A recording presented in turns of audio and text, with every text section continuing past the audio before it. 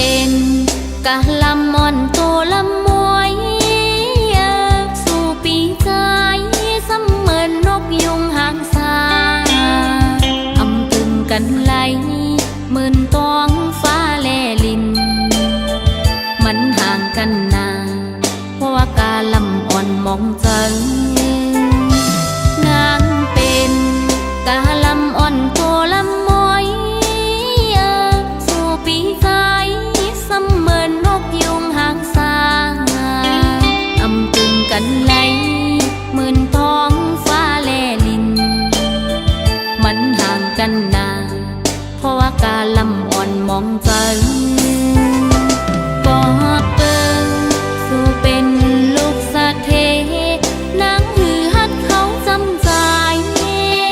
เหมือนดังน้องนางซ้ำเป็นฝนตกบนพานตาจัดในเตเริ่มแปดนางละใจวันอันเฮาหักกันเกี่ยวมนเสืองนั้นเจอหักเฮาก็เอาไว้ว่านอนฝันอยู่ห่างไกลเสนางเตสิมหักในใจมันห่างกันนา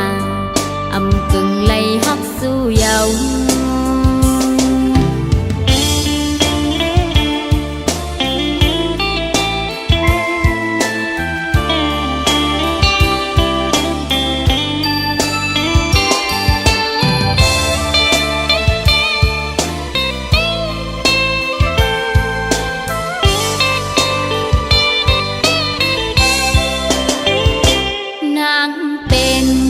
กะลำม่อนโตลำมวยสู่ปีใจเสมือนนกยุงหางสาอำตึงกันไหลหมื่นตองฟ้าแลลินมันห่างกันนาเพราะว่ากาลำอ่อนมองจังก็เปิงสู่เป็นลูกสะเทนางหือฮัดเขาจำใจ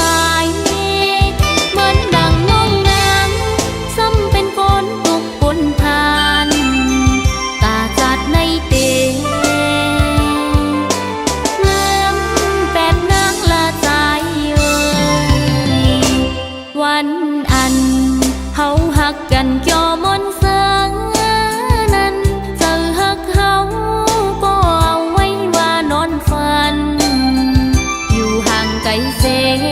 นางเตสิมหักในใจมันห่างกันนาอำกึ่งไหลฮักสู้เยาว์มันห่างกันนา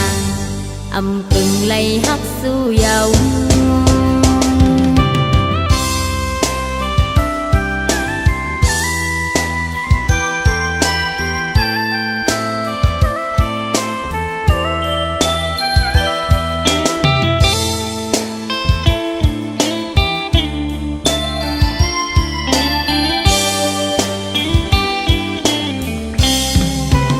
ติดตามฟังเพลงใหม่ได้ก่อนใครที่ Channel บานเย็นสตูดิโอแม่สาย 086 672 1188 ช่วยกด Subscribe ด้วยนะครับ